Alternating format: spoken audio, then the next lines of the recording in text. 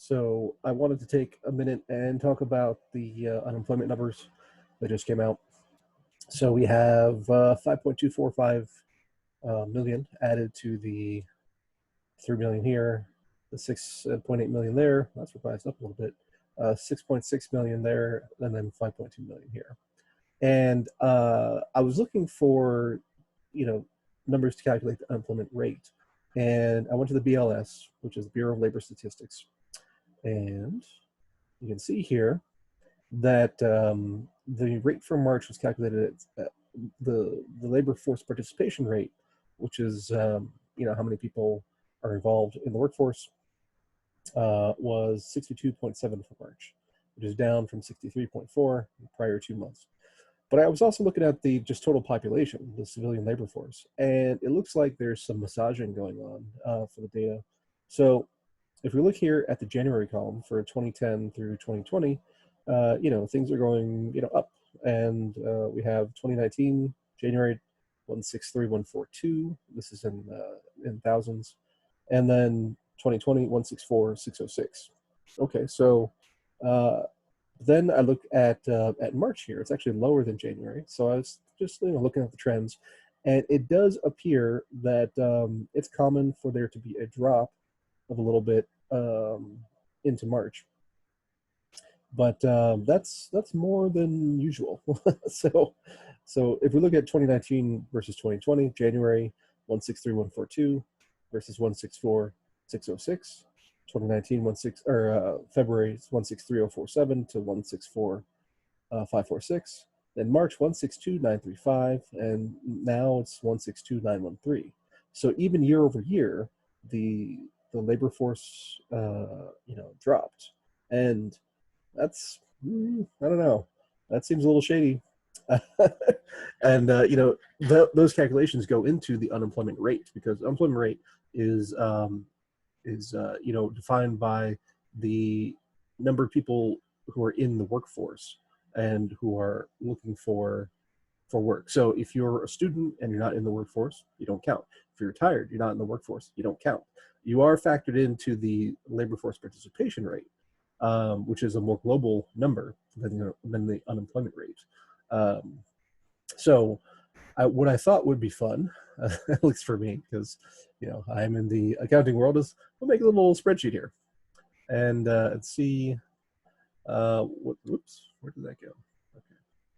Windows 10 and the window snapping thing kind of goes crazy sometimes. Anyway, so let's just say 2019, 2020, Jan, Feb, March. 163,142, 163,047, 162,935, 164,606, 164,546, 162,913. Okay, so let's just find out what the rate there. -1. So that grew by 0.8%. Let's expand that a little bit. 0.9%. So 0.9%, 0.9%, negative 0.01%. Now, some people have passed away from coronavirus. However, that not that many. So I'm very suspect here. So if we take the same rate of increase, let's just call it 0.9, right? So what should it be? Let's call this 2020 star, because they love their asterisks. So let's take that times that. Well, times, actually, I'll do 1 plus that.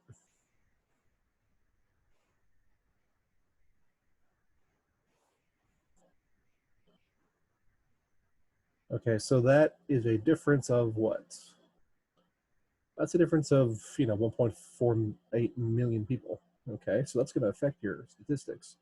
And then if we go over to April, we would be at 164 million in the civilian labor force. Potentially. Right? So, okay. So now if we go back to the participation rate, we have We have 63.4, 63.4. Okay. So let's do that times that divided by 100 and times 1,000, correct? So let's put these in commas. Okay.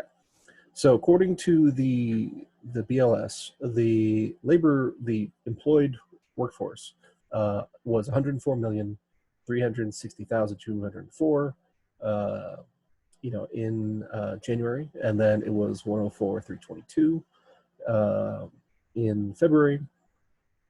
Now, if we use the numbers from March, well, what number are we going to use? So if we use their numbers, you get 62.7. So it was a drop, but 0.7%, not too terrible.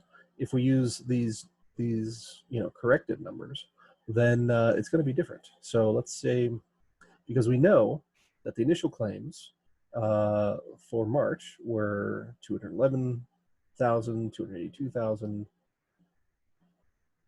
and then huge numbers, 3.3 million and 6.86 million. So let's factor that in. So if we do this minus, let's see, 211,000 plus 282,000 plus 3,307 plus 6,867.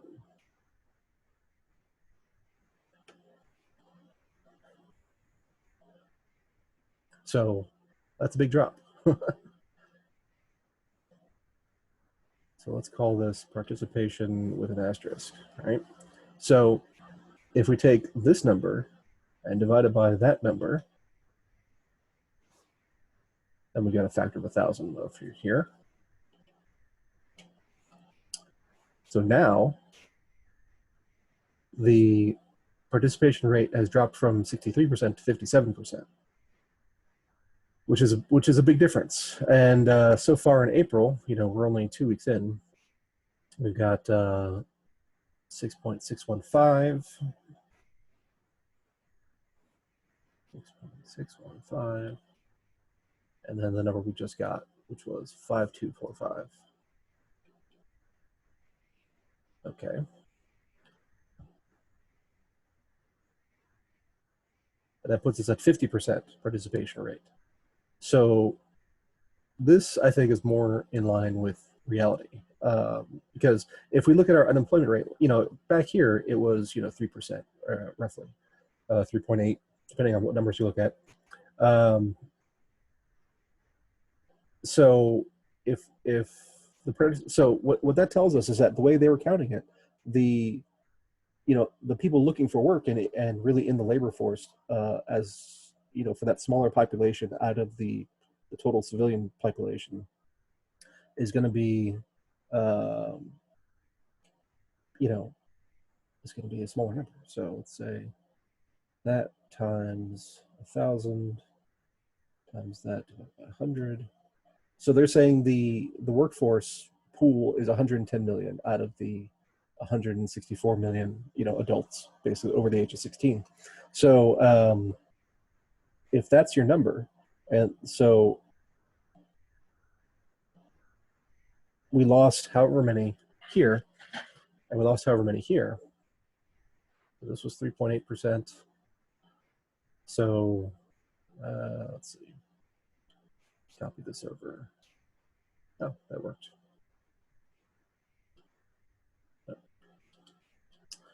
So now we've lost however many. Lost 22 million. Is that right? Oh, that includes,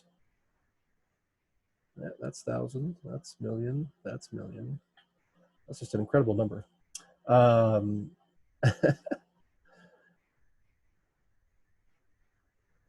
That's, so basically it looks like they're already trying to put, lipstick on a pig, essentially. And so that's what it looks like to me. And the unemployment rate should be much higher than it looks like what they're going to report on the monthly series. So, be aware of that when you're making any kind of financial or business decisions, that the numbers are not necessarily going to reflect reality. And I think we know that, just because, it's been, people are out of work, people are at home. And the stimulus checks are starting to go out. People in small businesses are starting to get their loans and their grants and everything. But still, it's not, 2 trillion is honestly a drop in the bucket. Now, of course, the Fed is doing their part to support, listed companies and banks and things. But that's not going to, it's not going to trickle down to you and me. So just be aware of that, I guess. Let's see. What I do want to know is just, what is this number?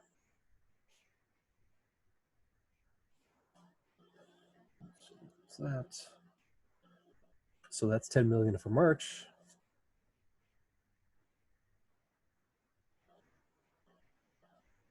And then this is another 11 million, 11.8 million for April.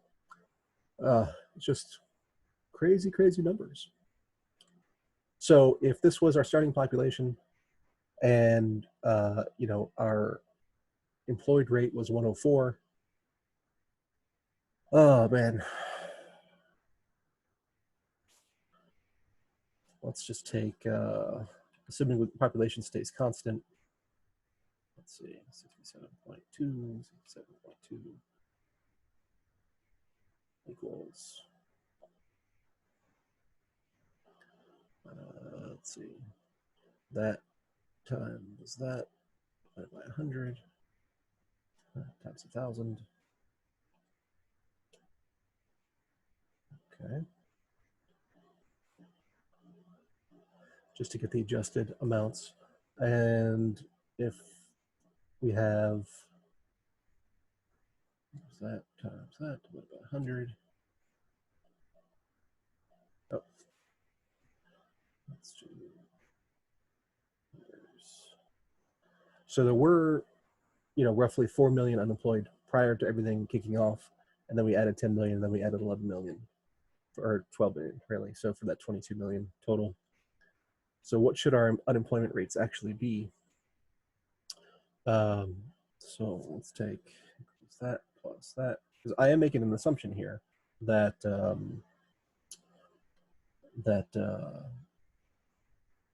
those people haven't found work, which I think is a pretty safe assumption. By that, so that's 13% for March, which matches with the number I had in the prior video, and then